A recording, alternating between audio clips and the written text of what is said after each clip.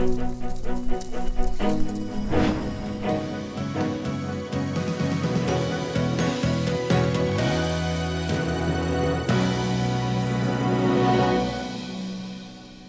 before we get into some examples of compromise that we've dealt with, let's talk a little bit about how people are compromised at least in our experience. I would say north of 80% of the work we do at my company, at Arsenal, involves disgruntled employees. These kinds of things involve back pay disputes, intellectual property theft, occasionally domestic issues happening within the company.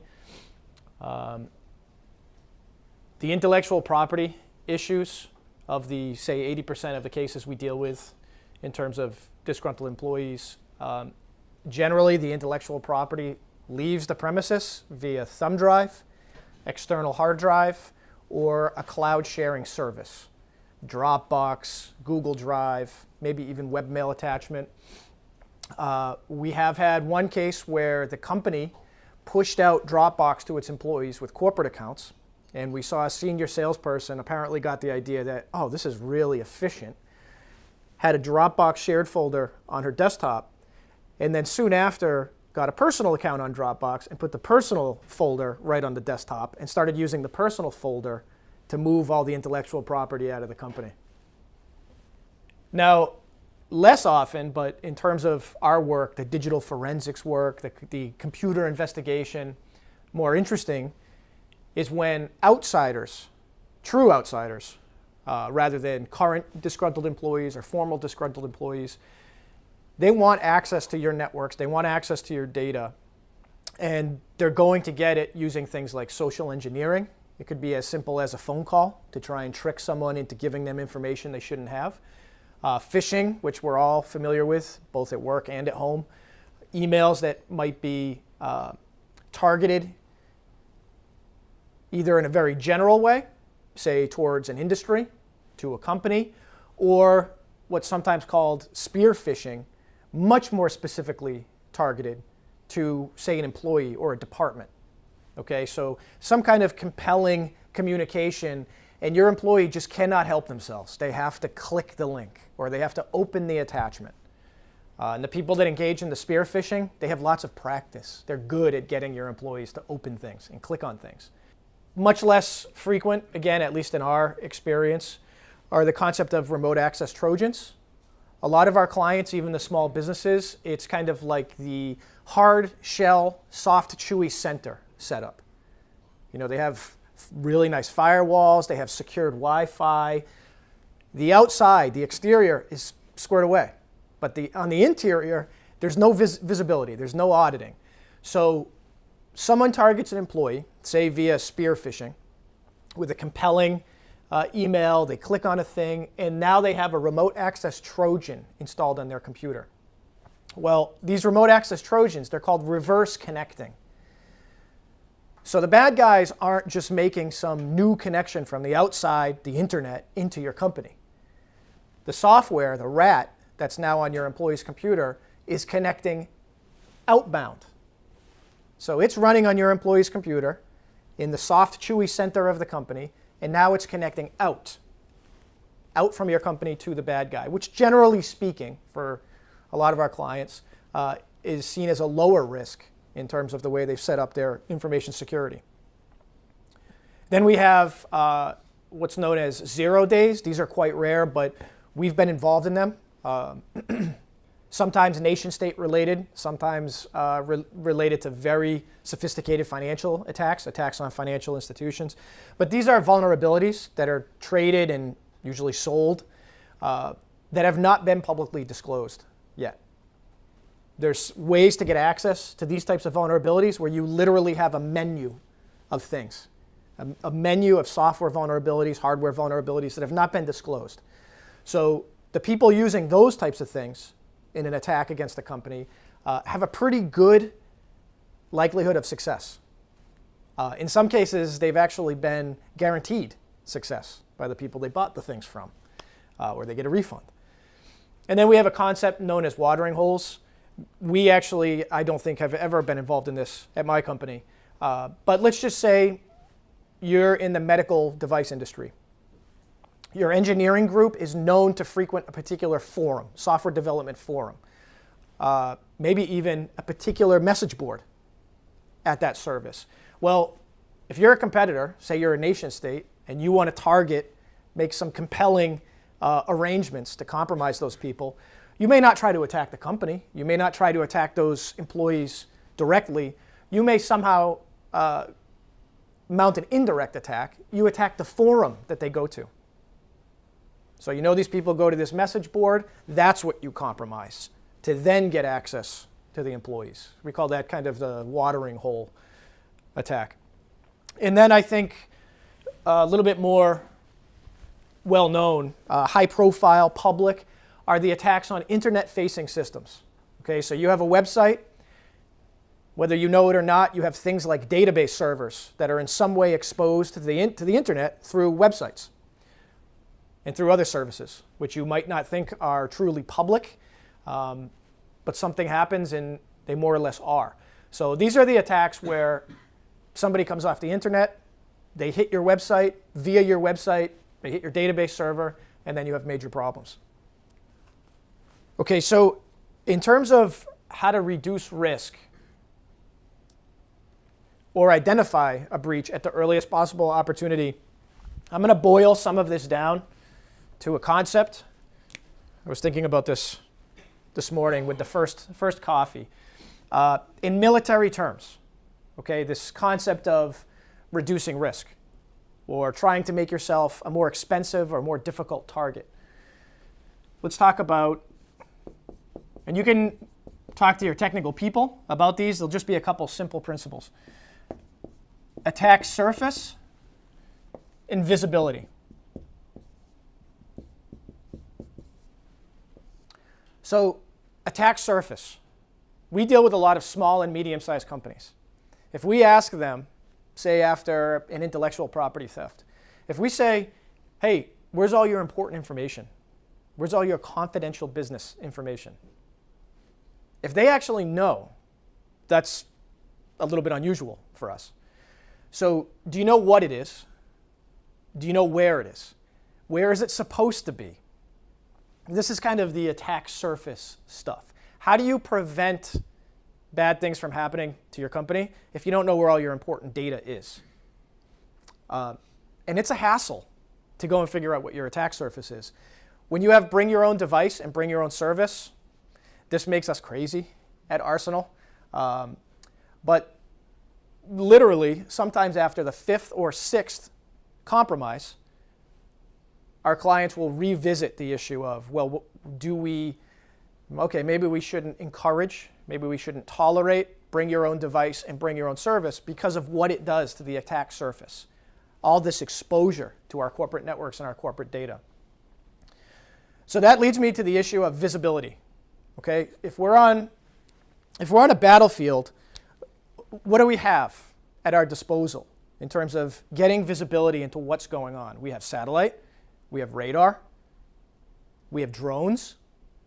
These are ways in which we know, okay, there's the bad guys, here's the friendlies, this is the situation going on outside, inside.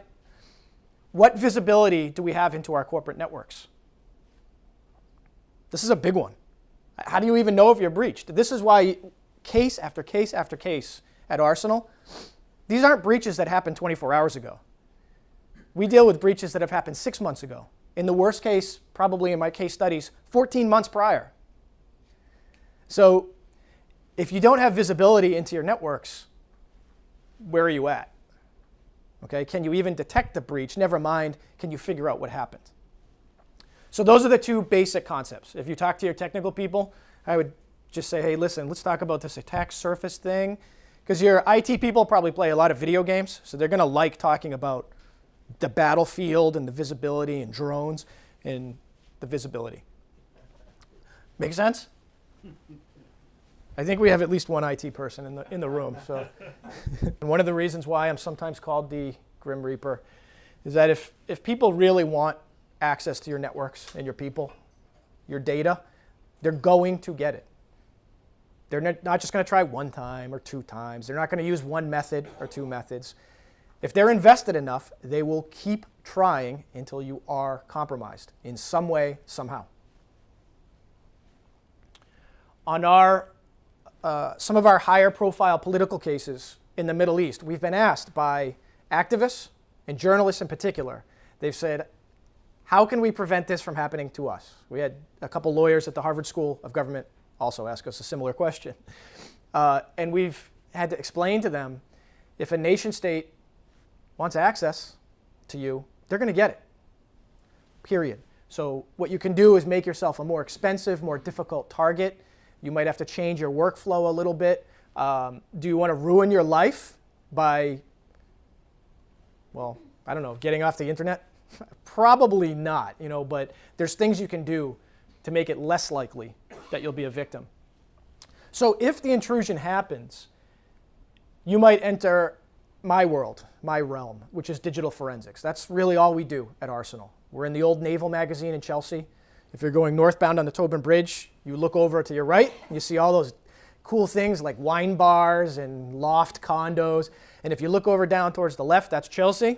And I'm in the thing that looks like a bunker that used to store ammunition and may still. What is this digital forensic stuff? After the bad thing happens. Well, we come in and we identify with our clients, ideally, where relevant information might be.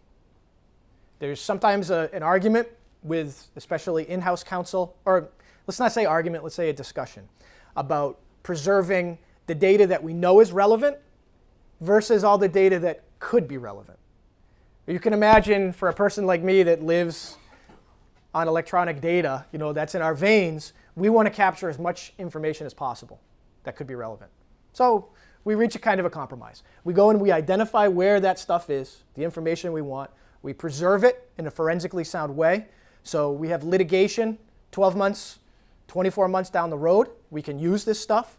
If we have to pass it off to law enforcement, we can do so. And they won't have any problems with it. So we preserve it in a forensically sound method. We analyze it.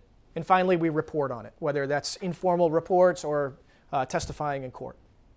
So that's a quick look at what this digital forensic stuff is. When it comes to the data sources, a thing that to this day sometimes still occurs with us is there's a breach. Lawyers will come to our office in Chelsea with a laptop bag and a phone. I don't blame them for that. That's better than nothing. So at least we got a laptop and a phone, if this is, say, a disgruntled employee issue. But we'll quickly walk them through and maybe even show them this picture and say, there's a lot of other places where important electronic information could exist. It could be out on the cloud. If you're a smaller company, your IT department might be totally on top of all their internal services. Exchange, network shares, all that kind of stuff, they're on top of it. They're even auditing this stuff. But when it comes to employees' use of Gmail or corporate services like Salesforce, FreshBooks, maybe they're not as on top of those things, okay? So there might be relevant data out there on the net. The removable storage devices, the phones, personal, corporate, live network data. If we're lucky enough to find out about an incident while it's happening, then we have this concept of, okay, you shouldn't be at my office, I should be at your office. Let's capture some live network communications. Bad guys actually doing things. On the extreme end of things, we've had 2 cases now involving robots. So we've actually had to go into facilities and pull flash media out of robot arms and hard drives from computers that controlled the robots. Video game systems. We've had a criminal case in Massachusetts now that revolved around the use of students, whether they were on the Xbox or off the Xbox in a criminal matter. Telemetry from cars. Really anything that blinks. If you want to get extreme, there could be relevant electronic information out there. Oh, one more thing. Security systems. That's a big one. Sometimes we find that companies have kind of a short lease on how long they keep security information for when you're going through the doors, RFID stuff or whatever it is. Time punching, another big one. So we want to preserve that stuff. What if we need to make we need to figure out whether an employee is in a unit on a floor at a particular time or not. We have one right now in Asia where this is incredibly important, extremely important. There's already been an allegation that another employee was using this woman's badge to get up onto that floor. But we also have information related to time and accounting. I'm going to go through a few case studies, war stories, to give you a sense of the types of breaches that we deal with at Arsenal. This first one may be the most fascinating to us, both because of the dollar amounts involved and because of the sophistication of the attackers. This is one that, as far as we can tell, was a true external attack. This financial company contacted us. At the time, they had a concern about suspicious trades. And at first, you have this issue of, okay, well, maybe our clients, this group of clients is just really good. All right, maybe they're really lucky. Okay, something strange is going on here. They finally got to that level. So they contacted their own IT people, which ran the trading systems. And their IT people said, they put together a report. And they said, oh, we think that these servers had a virus at some point in the past. I mean, that was the extent of the report. And then the bad stuff kept happening. So internal counsel contacted external counsel. They finally contacted us. So we flew over there where these things were, and we forensically imaged 11 servers. We brought them back to Boston, and we started looking at these things. And we found something we didn't expect, which is somewhat rare. If you find this plug-X remote access Trojan, this plug-X system, it's very bad. It's not one of those things where you found it and maybe it's bad, maybe it's not bad. No, it's bad. It's a 5-alarm fire if you find this thing on your corporate network. So we looked at that. We found the key logs, the key logging, so we could see what the bad guys were monitoring. Well, they were monitoring the IT people administering the servers. Then we started looking at logins to their databases. Now, these are they're basically buy-sell type databases. And we started seeing logins that didn't look appropriate, say in the middle of the night, from administrators. Then we got the administrators to put together some affidavits in a pretty tense situation. And they said, listen, this is not us. No way. Wasn't us. So we started to piece together what's going on here. So ultimately, this is what happened. These guys from the outside came in on a collection of 18 clients. They would go into the system after backups. This never occurred in the evenings before backups. So after backups occurred, they would go into the database and change buys that weren't working out for them to sells and sells to buys. Just a collection of 18 clients. 18 clients, if you looked at them in a massive collection, were not related. This is one of the fascinating things to us.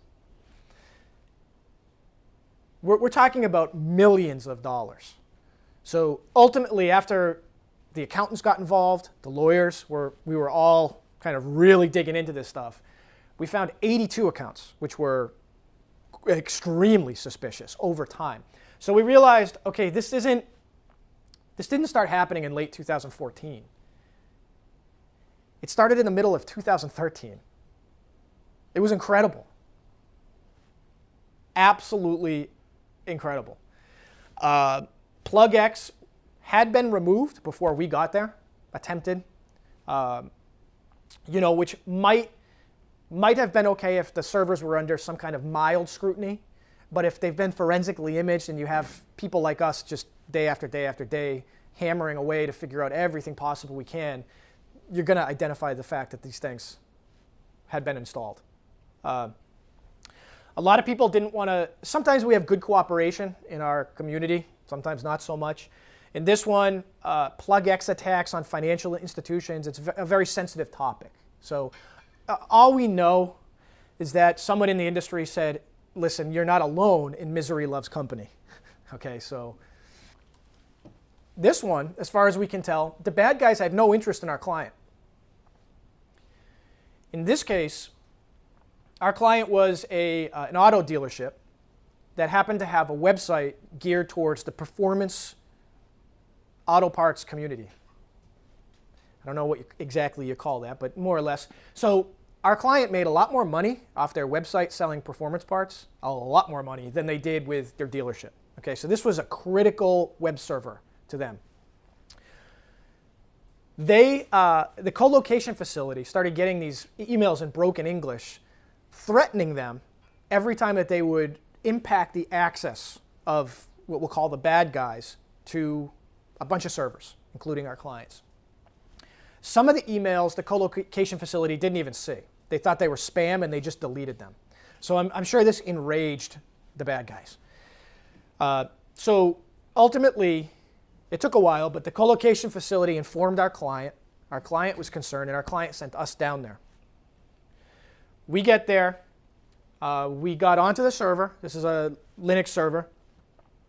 And we found the accounts. We found the bad stuff while it's live, because the lawyers told us, you take down the server, this is the damage you're causing us every 60 minutes. So they basically said, you're not going to take the server down. So we did as much as we could live. So we knocked these people out. We think they were teenagers because they actually put their profiles on our client server. They were sharing pirated music, pirated software, all kinds of stuff. So we would lock them out, and then they would lock us out, and then they would send another threatening email to the co-location facility. So we did this twice. After that, we said to the lawyers they more or less stayed in the room with us, we said, the server has to come down. Nobody has control over this server, with the exception of this group of what appears to be teenagers. We need to get it down, rebuild it, and we need to do our forensic work. So that there was a lot of tension there, but eventually they agreed. Once we had the thing down, we realized that they were using these SQL queries to generate batches of 500 credit cards at a time. Now, after all the emails were pieced together, they had actually threatened the co-location facility, and the lines of communication are not good here, because the co-location facility has no idea what's on this server. They don't even really care about our client's business. So they're getting these threatening emails, half of which they're not even seeing. They're not responding to any. So these kids basically said, if you don't respond to this email, if you don't give us access back, and they were using server names, then we're going to dump the credit card numbers.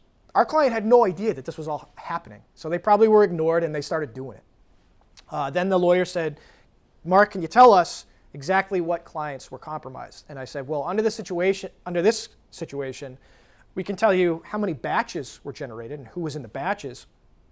But these kids owned the server. So we don't feel comfortable telling you that there's only 5,300 people who have been affected. We think you may want to consider that everyone has been affected. So we were not popular people on that one. But that shows you how complicated this kind of stuff can get. And these people weren't even after our client. Now, this one seems to be a little shocking occasionally for our clients, but we got a call from a partner in a law firm that had hired us quite a few times to work on employment law issues, intellectual property law issues. And he said, listen, we just got a subpoena from the Department of Defense, and we're really confused. It's related to our firm. So we talked to their IT people, and they said the IP address that the Department of Defense is interested in and they want us to preserve is a DNS server. That's it. And they just asked us if we could look externally and confirm for them that all this thing was a DNS server. So very quickly, simply, we just port scanned the server, and we said on the conference call, no, this is an IRC server, it's an FTP server, it's running NNTP, Usenet Newsgroup server, and the IT people started freaking out, and they said, no, okay, you guys need to come down here. So we went down there, we imaged the server, we realized what had been going on. Again, these are people who are not targeting the law firm, in this case. They're sharing ROMs, PlayStation 2 and some other video game consoles, but they want a fast server on a fast internet connection. That's what they're doing. And they're putting their handles on there and all kinds of artwork in the community. It was pretty wild stuff, but not fun for our client. So eventually the lawyers brokered a deal with the DOD, and they said, listen, our forensic people went down there. We're taking this very serious. They forensically imaged the server. They're analyzing all the data. they will cooperate with you in any way that you require. So ultimately, we provided the forensic image. We gave them the report, the Army CID. We had phone calls with them, and it worked out.